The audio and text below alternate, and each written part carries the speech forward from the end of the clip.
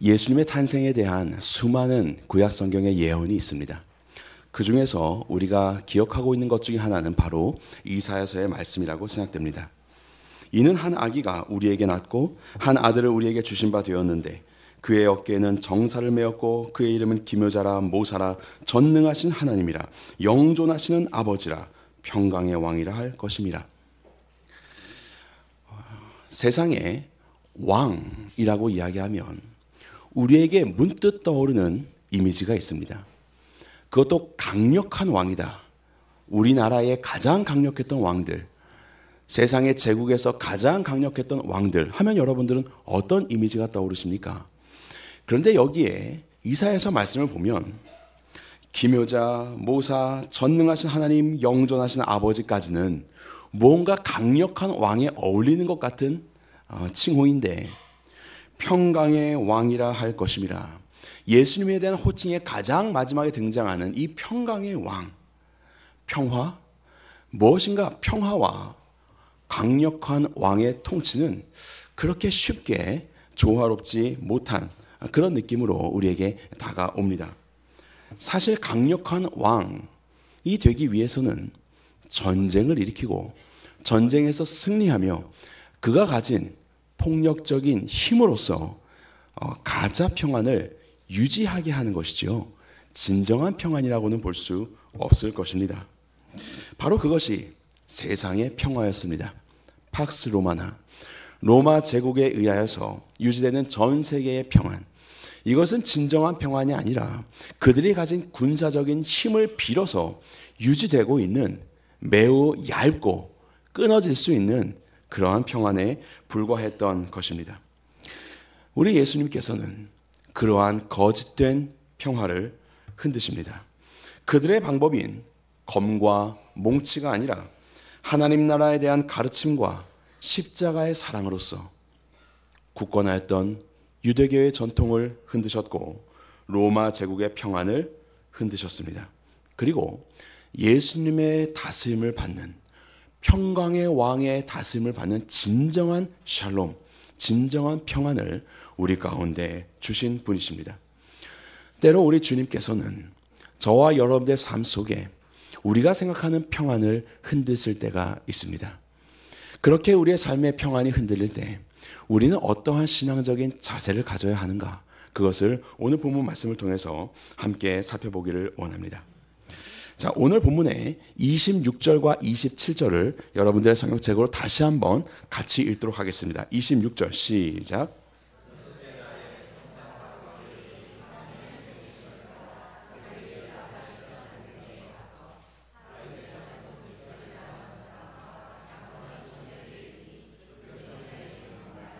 아멘. 자, 하나님께서 천사를 마리아를 만나기 위해서 갈릴리 나사렛이라는 곳으로 보내셨습니다. 나사렛이라고 하면 그냥 나사렛이지 왜 그 앞에 갈릴리가 붙느냐? 그것은 바로 이 나사렛은 아주 작은 마을이었기 때문에 그렇습니다. 사람들이 주목하지 않는 작은 마을. 그리고 그곳에는 많은 이방인들이 살고 있었습니다. 그럴 정도로 유대 공동체에게는 그저 잊혀져 있는 그런 도시에 불과했습니다. 오늘 우리에게로 따지면 강원도에 가서 옥천을 이야기하면 잘 못 알아들으실 수도 있어요. 그러면 대전 옆에 옥천이요. 그러면 대략 아시죠? 그것처럼 청주 옆에 증평이요. 이렇게 이야기하면 대략 아는 것처럼 갈릴리라는 지역에 있는 나사렛. 그럼 나사렛은 잘 몰라도 거기 대략 거기 이렇게 사람들로부터 주목받지 못하는 지역에서 살고 있었던 사람이 바로 마리아입니다. 그의 남편은 요셉이라고 본문에 소개가 되어 있습니다. 요셉은 본래 베들레헴 출신입니다. 저 밑에 예루살렘 근처에 있는 베들레헴 출신인 요셉이 어떠한 이유에서인지 그렇게 멀리 있는 마치 이방 지역인 것처럼 사람들의 눈길에 닿지 않은 주목을 받지 않는 지역인 이 갈릴리에 그곳에 나사렛에서 살고 있게 된 것인지 우리는 알 수는 없습니다. 그의 직업은 목수였다고 합니다. 아마 나사렛에 큰 공사가 없었던 것을 보면 그는 아마 작은 가구를 만드는 사람이지 않았을까. 문짝을 만들거나 농사에 쓰이는 가축에게 있는 그 멍에를 만드는 사람이 아니었을까라고 우리는 생각해 볼 수 있습니다. 당시에 목수라는 직업이 그리했듯이 요셉 역시 그렇게 벌이가 풍족하지 않은 그러한 가난한 집이었을 것으로 생각합니다. 이후에 마리아가 그 배가 많이 부르게 되고 호적 조선을 위하여서 고향인 베들레헴으로 돌아가게 되었을 때 아내 마리아를 위해서 방 하나를 얻지를 못하였습니다. 베들레헴 출신의 요셉이었는데 그 베들레헴에서 아내를 위한 방 하나를 얻지 못한 것을 보면 그의 집안 역시도 그렇게 번성한 집안은 아니었다는 것을 우리가 생각해 볼 수 있을 것입니다. 바로 그렇게 주목받지 못하는 지역에서 주목받지 못하는 삶을 살아가고 있는 마리아의 삶, 그의 삶 가운데 그가 기대했던 평안은 어떤 모습이었겠습니까? 아마도 큰 욕심 없이 소박하고 행복한 삶을 꾸려가는 그런 가정을 이루는 것, 정혼한 처녀인 마리아에게는 아마 그것이 그의 삶의 평안이었을 것입니다. 잔잔하고 어떠한 파동도 없는 그러한 물결, 잔잔한 물결 같은 삶, 이러한 삶을 그가 꿈꿨는지도 모르겠습니다. 이러한 삶이 나쁜 것은 아닙니다. 이것은 굉장히 중요하고 또 고유한 가치를 가진 평안한 삶이라고 볼 수 있을 것입니다. 그런데 하나님은 그보다 더 가치 있는 삶으로 마리아의 삶을 인도하기를 원하셨습니다.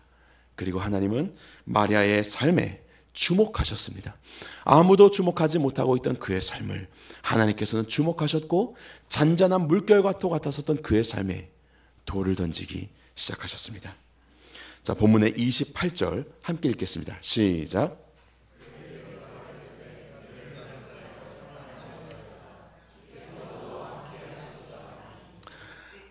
천사를 통해서 찾아오셔서 은혜를 말씀하십니다.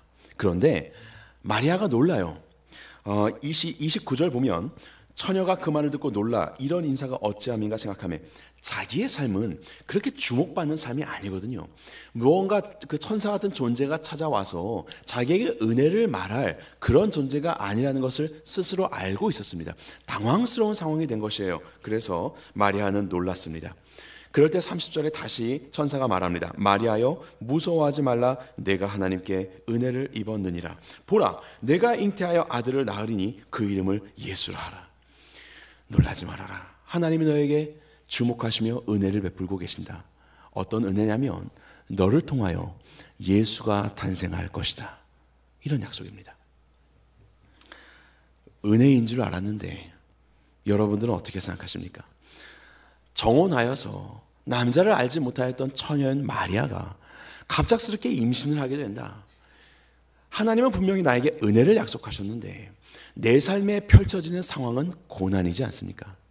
수치스러움이지 않습니까? 정혼하였던 남편인 요셉에게 무슨 말을 할 수 있겠어요? 가족들에게는 어떤 말을 할 수 있겠습니까? 매우 수치스러운 상황이에요. 그래서 요셉도 가만히 이 정혼의 관계를 끊고자 하였다 이렇게 말씀하지 않습니까? 사실 마리아는 평온하며 평안한 삶이 예견되었지만 갑자기 그의 삶은 이 평안함은 온데간데 없이 사라지게 되었습니다. 은혜를 입었다고요? 아니요. 엄밀히 말하면 고난을 입은 거 아니에요? 고통을 입은 거 아니에요? 수치와 멸시를 입은 거 아니에요? 바로 그렇게 하나님은 마리아의 삶의 평안을 흔드시며 그의 삶을 인도하고 계시는 겁니다. 때로는 우리의 삶 속에 하나님께서 은혜를 베풀어 주시고 당신의 길로 인도하실 때 하나님은 때로 우리에게 이와 같은 완전한 낮아짐을 요구하실 때가 있습니다. 어느 정도 순종하였으니 하나님께서 내 삶을 근사하고 뭔가 좀 고상하게 인도해 주시면 좋겠는데 때로는 하나님은 우리가 하나님 앞에 온전히 낮아지기를 위하여서 정말로 우리의 삶의 모든 것들을 하나님보다 조금이라도 더 높아져 보이는 모든 것들을 다 낮추실 때가 있다라는 것이에요. 그것이 바로 이 마리아의 경우죠. 우리는 이 지경에 이르게 되면 이런 생각을 하게 됩니다. 하나님, 그러한 은혜 저 안 받아도 됩니다. 이렇게 생각하시는 분들 많지 않으십니까? 그냥 내가 생각하는 이 평안한 이 삶이 깨어지지 않는 것이 내게 은혜이지 하나님의 특별하신 섭리 가운데 나를 택하셔서 하나님이 이런 일들을 이루어 가시겠다고요? 아유, 그거는 김 형제님이나 아니면 하나님을 독실히 사랑하는 이 자매님께만 맡겨주시고 나는 그저 그냥 그대로 놔주세요. 이것이, 이 평안이 내 삶의 평안이고 이것이 내게 은혜입니다. 우리는 이것을 고백할 때가 많지 않습니까? 그런데 거듭해서 하나님은 마리아의 삶을 주목하시며 그에게 말씀하시는 거예요. 은혜를 받은 자여 평안할지어다. 너의 평안을 깨지는 것 같지만 나는 너에게 진정한 평안을 준다. 평안할지어다. 주께서 너와 함께 하시도다. 두려워하지 말라. 우리는 이 평안을 샬롬의 평안이라고 말합니다. 샬롬이라는 말은 히브리어죠. 이것이 쓰인 이 헬라어 신약 성경에서는 에이레네라고 기록이 되어 있습니다. 에이레네, 샬롬의 평안. 그 전까지 그가 누리고 있었던 그 평안, 그 거짓된 평안을 흔드시고 이제는 진정한 평안, 하나님이 주시는 말씀과 그 안에서의 순종과 하나님과의 관계의 온전한 회복을 통한 진정한 평안을 하나님께서는 마리아의 삶 가운데 말씀하고 계시는 것이에요. 진정한 평안은 그럼 무엇입니까? 진정한 평안은 한마디로 예수님의 다스림입니다. 예수님의 다스림. 예수님의 다스림이 우리 안에 온전히 펼쳐질 때 우리는 그것을 샬롬, 평안이라고 할 수 있어요. 자, 31절 보겠습니다. 여러분들 성경책으로 31절 함께 읽겠습니다. 시작.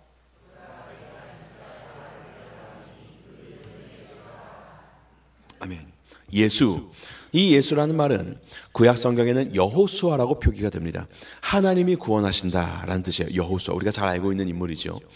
하나님이 구원하신다. 이것이 신약에 와서 예수라는 말로 불리게 되는데 이것은 곧 천사가 해석한 것처럼 그의 백성을 그들의 죄에서, 저들의 죄에서 구원할 자, 그 백성을 그들의 죄에서 구원할 자, 곧 메시아, 이것이 바로 예수라는 이름의 뜻이라고 말씀하고 있습니다. 구원자라는 것이죠. 이것이 바로 진정한 평안입니다. 세상에서 그저 아무 일 없는 고요한 상태가 평안이 아니라 우리의 주인 되신 예수 그리스도의 다스림 속에서 그분이 주시는 진정한 평안을 경험하는 것, 이것이 바로 우리가 말하는 평안이에요.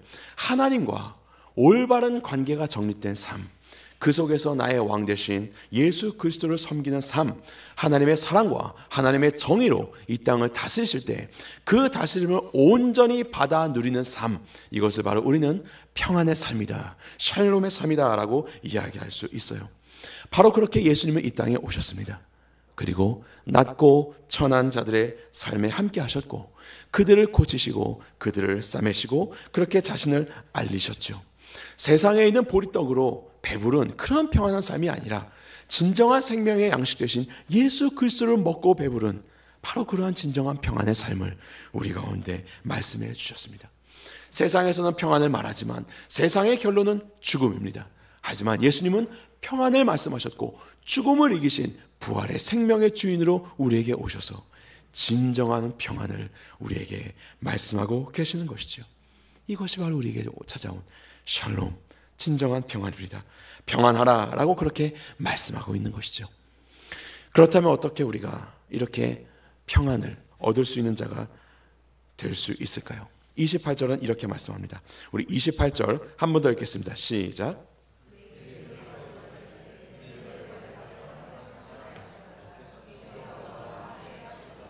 아멘. 평안한 이유가 무엇이냐면 주께서 우리와 함께 하시기 때문입니다. 주님이 나와 함께 하셔서 평강의 왕이신 그분이 나를 다스리시기에 진정한 샬롬이 우리의 삶에 깃들 수 있다라고 말씀하고 계시는 거예요. 우리 주님은 어떤 분이십니까? 그분은 불가능이 없는 분이십니다. 자, 27절을 보면요, 다윗의 자손 요셉이라는 사람과 약혼한 처녀에게 이르니 그 처녀의 이름은 마리아라. 무엇을 강조하고 있습니까? 처녀 두 번이나 말하고 있죠. 의사인 누가가 그를 처녀라고 이야기를 하고 있습니다. 강조하고 있습니다.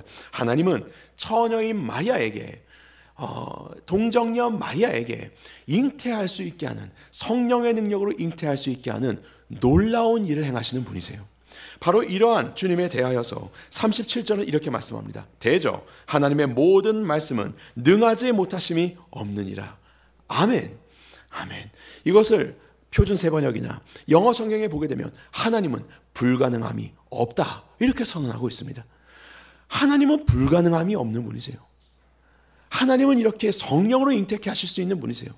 바로 이러한 주님이, 불가능함이 없는 주님이 나와 함께 하신다. 이 사실이 얼마나 큰 위로와 평안을 주는지 몰라요. 그 주님이 나와 함께 하신다. 하필이면 나 같은 비천한 자에게, 아무도 주목하지 못하고 있는 바로 그 연약한 자에게 하나님이 나를 살피시며 나와 함께 하신다. 이것이야말로 가장 큰 샬롬의 이유가 된 것입니다. 지난 금요일에 평안 목장과 함께 대전 예술의 전당에서 열린 핸델의 메시아 공연을 다녀왔습니다.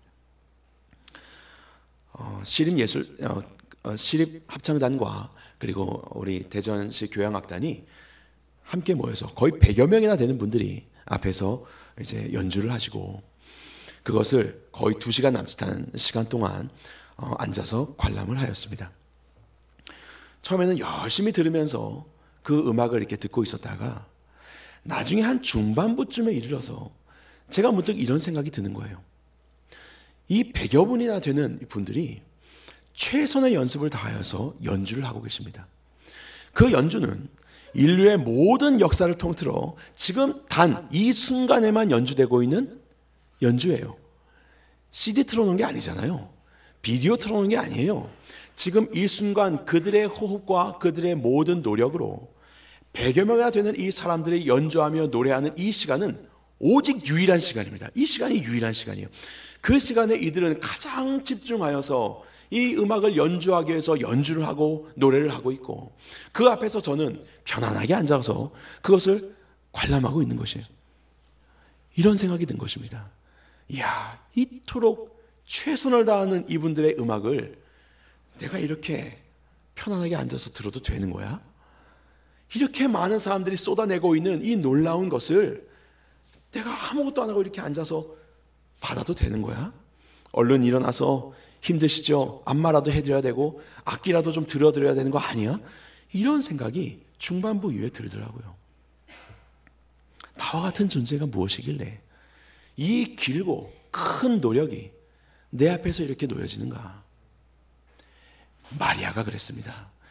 마리아가 이후에 하나님을 찬양하며 마리아 찬가에서 54절과 55절에 이와 같이 선언합니다. 여러분들 성경책으로 누가복음 1장 54, 55절 함께 읽겠습니다. 시작.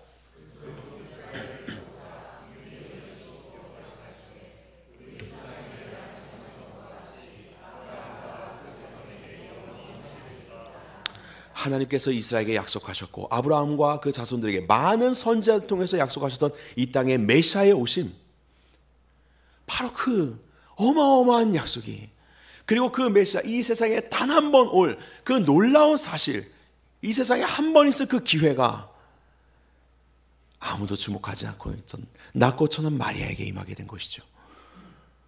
이 모든 구약의 역사를 통틀어서, 아니요, 창세 이후로 가죽옷을 지어 입히셨던 바로 그 에덴 동산에서부터 계획된 이 모든 것의 결정체인 예수 그리스도의 오심이 나에게 찾아오게 되었다. 놀라운 선물이죠. 놀라운 일들입니다. 바로 이 앞에 그 하나님이 누구신지 알기에 하나님께 행하신 이 모든 일들이 나를 통해서 역사된다는 그 사실 앞에 그는 앞으로 닥쳐질 수치와 고난, 이것이 중요한 것이 아니에요. 하나님이 이루어내신 이 놀라운 샬롬의 역사가 그저 감사할 수밖에 없는 역사가 된 것입니다. 그래서 하나님을 찬양하는 마리아가 된 것이에요. 저와 여러분들이 눈을 들어서 세상을 바라보면 숱한 고통과 고난과 아픔의 상황들, 불평할 것들이 얼마나 많이 있습니까? 하지만 이 세상 속에서 하나님이 나를 사랑하시고 나를 위해서 인도하셔서 이 모든 것들을 통해서 나를 찾아오시고 나에게 역사하셔서 나에게 생명을 주셨다는 이 사실, 바로 그것을 한번 주목해 보십시오.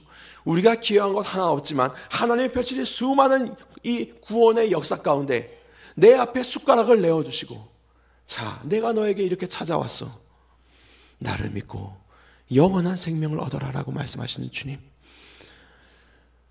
무슨 고난이 우리 앞에, 무슨 멸시가 우리 앞에 펼쳐져도 그것이 무슨 중요한 일이 되겠습니까? 하나님이 누구신지 알고 그 하나님이 나와 함께 하신다는 이 놀라우신 사실 앞에 우리는 그저 감사함으로 주님을 영접하게 되고 주님과 함께 진정한 평화로운 샬롬의 삶을 누릴 수 있게 되는 것입니다. 세상에는 수많은 가짜 평안이 있습니다. 예수님 믿지 않은 평안은 가짜 평안이에요. 우리 슬라이드 넘겨주시기 바랍니다. 세상에 예수님 없는 마음 수련, 요가, 통장에 든든한 잔고, 건강하고 돈 많이 버는 직장 가진 자녀, 이런 것이 우리의 평안이 될 수 없습니다. 그런 것은 다 가짜 평안이에요. 오직 예수님, 평강의 왕이신 예수님의 다스림을 받는 것, 이것이 진정한 샬롬입니다.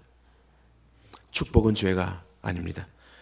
지난 2023년 12월 8일 우리나라의 한 교단에서 출교를 당한 한 목회자가 선포한 선언입니다. 축복은 죄가 아니다. 그는 5년 전부터 동성애자들을 축복하였었던 목회자였습니다. 그리고 얼마 전에 그로 인하여서 출교를 당하게 되었습니다. 죄인으로 낙인을 찍힌 동성애 커플을 축복하는 그런 축복을 이어갔던 그의 삶의 행적들, 그리고 그를 지지했었던 많은 사람들이 말했었던 것이 바로 축복은 죄가 아니다라는 말입니다. 맞습니다. 축복은 죄가 아닙니다.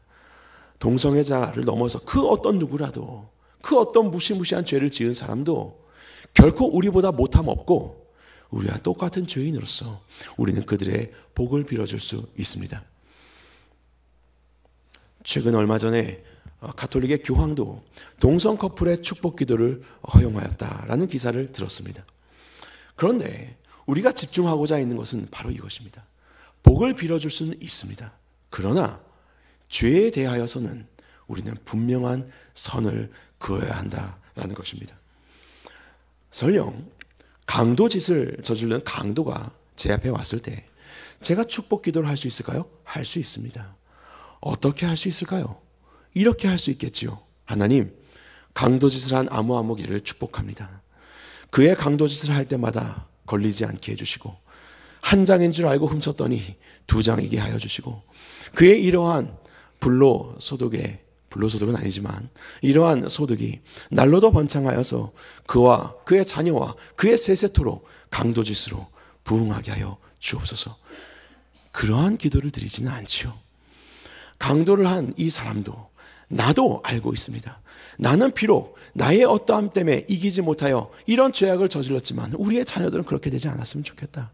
그래서 우리는 이런 기도 제목을 가지고 기도하겠죠. 하나님, 그가 세상에 있는 탐욕이 그 안에 불끌듯 일어나지만 그것을 다스릴 수 있는 지혜와 능력을 주시고 하나님께서 이미 허락하신 것들에 감사하는 마음을 주시고 오히려 남에 있는 것들을 빼앗는 삶이 아니라 나누는 삶을 살게 하여 주시고 그를 통하여 많은 자들이 참된 유익을 얻게 하여 주옵소서. 이것이 축복 기도가 되겠지요. 죄인과 죄를 구별한다. 이것은 우리가 많이 말하고 있는 것이지 않습니까?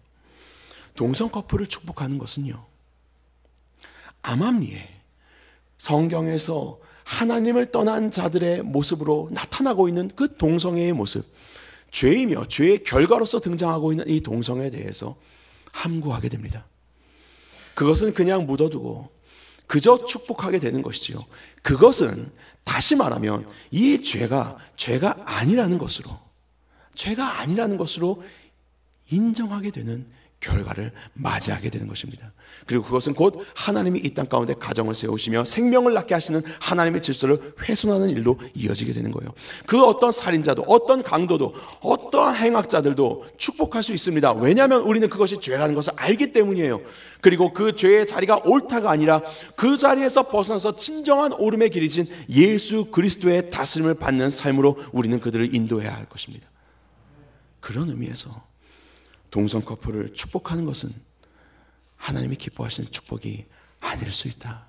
진정한 축복은 그들이 그 모든 연약함에서 벗어나 하나님이 기뻐하신 자리로 나올 수 있도록 우리는 그들을 끊임없이 환대하고 사랑하고 이끌어가야 할 것이에요. 이어서 다른 기사를 하나 더 가져왔습니다. 이스라엘과 하마스의 전쟁이 있을 때 튀르키예에 있는 한 의원이 12월 14일 이스라엘을 비난하는 발언을 하고 연설 도중에 심장마비로 쓰러지게 되었습니다. 그리고 병원으로 후송되어서 중태에 빠졌다는 소식을 들었습니다. 하나님의 눈동자처럼 보호하시는 이스라엘을 감히 비난하다니 하나님의 분노가, 진노가 그에게 직결 심판으로 임한 것이다. 많은 사람들은 그런 이야기를 하였습니다. 이 영상의 댓글을 보자 하나님께서 이를 벌하셨고 오히려 잘 되었다는 뜻의 그런 조롱 섞인 태도를 많이 발견하게 되었습니다. 물론 하나님의 뜻에 어긋나게 되었을 때, 하나님께 영광을 돌리지 못하게 되었을 때 성경에 보면 하나님께서 즉각적으로 심판의 일들을 나타내시는 것이 있습니다. 하나님은 그렇게 일하실 수 있는 분이십니다. 하지만 하나님 앞에 구원받은 우리 죄인들은 이러한 사건 속에서 우리가 가져야 할 우리의 태도는 조롱과 비난이 아닙니다. 그것은 이미 구원 얻은 자로서 우리는 이미 얻었으니 그렇지 않은 자들에 대하여서 혐오하고 그들을 반격하고 조롱하며 우리의 자리를 더 굳건히 세우는 것이 아니라 이들도 구원받기를 원하시는 하나님의 심정을 가지고 이 영혼을 불쌍히 여겨야 하는 것이에요. 그것이 바로 하나님의 심정을 가지고 구원받은 우리 성도들의 마땅한 자세이지 않겠습니까? 보수적인 신앙이라고 그 신앙을 자처하고 성경을 믿는다라고 자처하는 많은 그리스도인들이 오늘날 하나님의 심정이 결여된 얼마나 많은 폭력을 행하고 있는지 아십니까?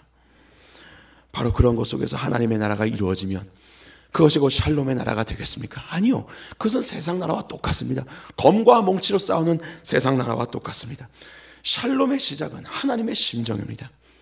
하나님의 심정을 아는 것에서부터 우리는 진정한 샬롬을 이루어가게 되는 것이에요. 당자를 기다리고 그가 그 옳지 않은 곳에서 떠나서 옳은 곳인 아버지의 품으로 돌아올 수 있도록 그 길을 밝히고 기다리고 계셨던 아버지의 심정, 이 아버지의 심정에서부터 진정한 샬롬은 시작되는 것이에요. 이 평안을 여신 분은 평강의 왕이신 예수님이십니다. 예수님의 말씀과 예수님의 다스림 떠난 그 어떤 화평에 보이는 것도 평안 아닙니다. 그것은 다 가짜 평안이에요. 오직 예수 그리스도의 다스림을 받는 바로 그곳에 우리의 평안이 있습니다. 그리고 주님은 긍휼하심으로 희생하심으로 우리가 우리의 죄의 자리를 옳다라고 하신 것이 아니라 내가 옳은 자리가 여기 있으니 너는 그 자리를 떠나 나에게로 오라라고 하시며 길을 열어주셨죠. 우리는 그 길을 용서의 길이라고 이야기하고 희생의 길이라고 이야기하고 사랑의 길, 십자가의 길이라고 이야기를 합니다. 평강의 왕이신 예수님의 다스리심이 여러분 안에 있습니까? 그것 외에 다른 어떠한 평안도 다 거짓 평안입니다. 평강의 왕이신 예수 그리스도의 다스림을 받는 우리가 되기를 간절히 소망합니다. 한 명 더 소개하도록 하겠습니다. 그의 삶 가운데 평안을 흔들어 놓으셨던 우리 주님, 그는 바로 예수님의 동생인 야고보입니다.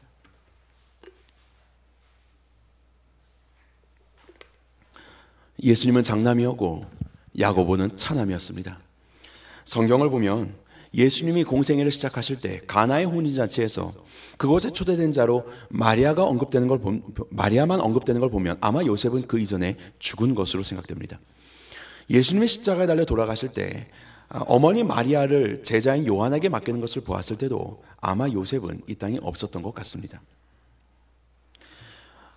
예수님의 공생애를 시작하시기 전 아버지가 돌아가셨습니다. 남편을 잃게 되었습니다. 이것은 신약시대 때 대표적으로 나타나는 가장 비천한 그룹인 과부 마리아는 바로 그런 상황이 되었죠. 그런 것 속에서 장남인 예수님은 얼마나 큰 무게를 지고 있었을까요? 그가 아버지의 직업인 목수를 이어받아 목수 생활을 하고 이제 30세가 되었을 때 예수님은 공생애를 시작합니다. 30세, 이 시간은 성인으로서 완전한 성숙에 이른 때를 말합니다.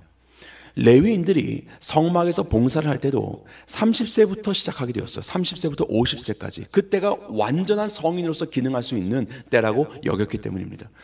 사울 왕도 30세에 왕이 됐고 다윗 왕도 30세에 왕이 되었어요. 자, 예수님이 이제 드디어 그 아버지가 죽은 이 비천한 가문 속에서 장남인 예수님이 30세가 되어 이제 완전한 어른으로서 그 역할을 감당해야 할 때가 됐습니다. 자, 그럴 때 예수님께서는 무엇을 하셨습니까? 평안을 흔드셨습니다. 탕자만 집 나간 게 아니에요. 예수님이 집 나갔습니다. 예수님이 집 나갔어요. 졸지에 차남인 야고보는 무슨 생각이 들었을까요? 우리가 어떻게 여기까지 왔는데, 지금 이 야고보가 생각하는 그 그래도 평안한 삶, 이제 그래도 완전한 성인으로서 우리 형이 가장 노릇할 수 있겠구나, 이 유대 사회 속에서 그 평안을 생각하며 살았는데 갑자기 예수님이 집을 떠나셔서 이 모든 평안을 뒤흔들어 버리셨어요. 그리고서 사람들 불러다가 막 뭐 가르치고 막 무리들을 쫓아다닌다고 하는데 그게 그렇게 달갑지 않게 여겼을 겁니다. 예수님의 소식을 들을 때마다 야속했을 겁니다. 내가 졸지에 가장이 되어서 이게 뭐 하는 일인가. 어느 날 어머니와 함께 형제들을 다 이끌고 예수님을 찾아갔어요.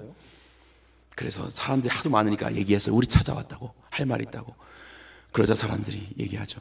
예수님, 당신의 어머니와 형제들이 당신에게 할 말이 있어서 여기 왔습니다. 그럴 때 예수님이 뭐라고 말씀하십니까? 누가 내 형제요 어머니냐? 하나님의 뜻대로 행하는 자라만 내 형제요 어머니니라. 이게 예수님이셨죠. 그리고 나서 시간이 지나더니 예수님이 로마의 재판을 받게 되었어요.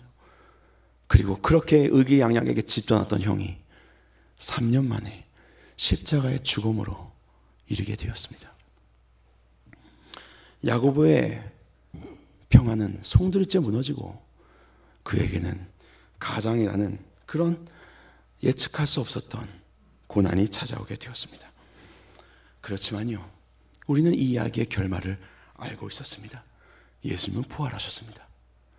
그리고 이제 야고보가 예수님을 쫓아간 것이 아니라 예수님이 자신의 동생인 야고보를 찾아오셨습니다. 함께 읽겠습니다. 시작.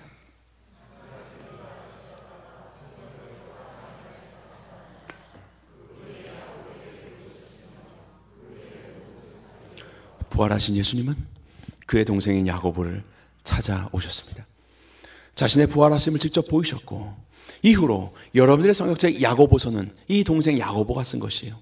그는 1장 1절에 야고보서에서 이렇게 선언합니다. 하나님과 주 예수 그리스도의 종 야고보는 나는 예수 그리스도의 종이다. 그분이 진정한 평강의 왕이시오. 나는 그분의 종이다 라고 선언하고 있습니다. 그렇게 자신의 삶의 평안을 송두리째 앗아갔었던 형, 하지만 그분이 평강의 왕으로 부활하신 생명의 주인으로 자신에게 찾아오시자 그분을 영접하여 그분의 다스림을 받는 야고보는 이와 같은 선언을 야고보서에서 합니다. 시기와 다툼이 있는 곳에는 혼란과 모든 악한 일이 있습니다. 오직 위에서부터 난 지혜는 성결하고 그 다음에 화평하고, 하나님의 지혜는 세상의 죄와는 다른 거룩한 지혜입니다. 성결합니다. 그리고 하나님의 지혜는 진정한 화평, 샬롬을 이루는 그러한 지혜입니다. 이것을 바로 야고보가 말하고 있는 거예요. 이 모든 평안이 무너지는 상황을 맞이했었던 그의 삶에서 부활하신 예수 그리스도를 주인으로 모신 그의 삶은 이제 진정한 평안이 무엇인지 알게 되었고 평안을 증거하는 자가 되었습니다. 이후로 바울의 여행 속에서 많은 이방인들이 주님께로 돌아오자 갈등이 생기기 시작하였습니다. 도대체 저 이방인들은 할례를 행하지 않으면 어떻게 되는 것이냐, 우리처럼 유대인들처럼 율법을 따라야 되지 않느냐, 이런 갈등으로 유대인 기독교인과 이방인 기독교인들이 반목을 하며 갈등이 되는 그런 상황에 이르게 되었습니다. 그럴 때 바로 이 야고보가 많은 사람들이 저마다 이야기를 할 때 가장 마지막으로 결론을 내리죠. 유대의 전통을 무시하지 않으면서도 이방인들이 하나님께로 나오는 길을 막지 않는 그런 하늘의 지혜, 화평케 하는 지혜로 그는 이 모든 것들을 결론짓게 되었습니다. 저들이 하나님과 연결되는 그 화평을 이루는 길을 열었고, 유대인들과 이방인이 하나가 되는 화평의 길을 열었던 자가 바로 이 야고보예요. 그리고 그는 야고보서에서 이렇게 이야기합니다. 시험을 참는 자는 복이 있나니 이는 시련을 건디어낸 자가 주께서 자기를 사랑하는 자들에게 약속하신 생명의 면류관을 얻을 것이기 때문이라. 비록 내 눈앞에는 시련이 있고 고난이 있고 아픔이 있고 하나님이 나의 평안을 흔드는 것처럼 보여도 나의 주인 예수 그리스도로 삼아 이 시간을 인내하며 주님 말씀 앞에 순종하며 갈 때 하나님이 허락하신 진정한 생명의 복을 누리게 된다. 이 지혜를 그는 이렇게 증거하고 있는 것이에요. 야고보라는 말은 히브리어의 야곱이라는 말에서 왔습니다. 야곱, 여러분들 야곱 아시죠? 야케브, 이 말에서 온 건데 이것은 사람의 발꿈치를 말합니다. 야곱이 태어날 때 형의 발꿈치를 잡고 태어났거든요. 그래서 발꿈치를 잡은 자라고 야곱이라고 이름을 지었어요. 발꿈치를 잡은 자. 이것의 부정적인 의미는 그 사람의 자리에 내가 앉다라는 뜻을 가지고 있습니다. 쫓아가서 그 사람의 자리에 내가 앉다. 그렇게 앉으려고 야곱은 거짓을 행했죠. 그래서 나중에 속이는 자 야곱 이렇게 그 관용적인 표현으로 쓰이기도 하였습니다. 그 사람의 자리를 따라가서 내가 그 자리에 앉는 것이에요. 야곱. 그 야고보라는 말이에요. 이 야고보는요, 예수님의 발꿈치를 잡은 자가 되었습니다. 차남이었다가 장남됐다 이것이 아니고 이 땅에 진정한 화평의 왕으로 오신, 평강의 왕으로 오신 예수 그리스도, 세상에 거짓된 평안을 없애고 진정한 평안을 주시는 예수 그리스도의 그 자리, 그분이 행하시던 그 가르침과 그 화평케 하는 자리에 그의 발목을 잡고 그를 쫓아 살았던 그의 동생인 야고보는 그 자리에 서게 된 것이죠. 마치 예수님께서 하셨던 것처럼 그도 이 땅에서 화평케 하는 자로 살게 되었습니다. 어떻게 이것이 가능하게 된 것이에요? 그의 삶의 주인 되시는 하나님이, 불가능이 없으신 하나님이 나와 함께 하시기에 이 모든 어려운 시련도 우리는 인내하며 이겨낼 수 있다. 하나님의 일하심을 온전히 신뢰하기 때문에 그는 이렇게 화평케 하는 자로 살 수 있게 된 것입니다. 마리아는 이와 같이 이야기합니다. 마리아가 이르되 주의 여종이오니, 야고보가 종이라고 말한 것처럼 마리아도 말하고 있어요. 주의 여종이오니 말씀대로 내게 이루어지이다. 주의 화평이, 주의 샬롬이 나에게 이루어지게 하여 주옵소서. 주님의 여종이오니 하나님의 다스리심이, 예수님의 다스리심이 나에게 있게 하여 주옵소서. 평안은 그저 고요하고 조용한 느낌이 아닙니다. 하나님의 다스림을 받는 바로 그것이 진정한 평안입니다. 이 평안을 소유한 사람으로 우리의 삶 가운데 화평케 하는 자로 서시기를 바랍니다. 우리의 왕이신 예수 그리스도를 증거하며 저들도 주님으로 인해서 진정한 샬롬을 누리는 자가 될 수 있도록 귀한 일 가운데 쓰임받는 화평케 하는 자 우리 모두가 되기를 주님의 이름으로 간절히 축원합니다.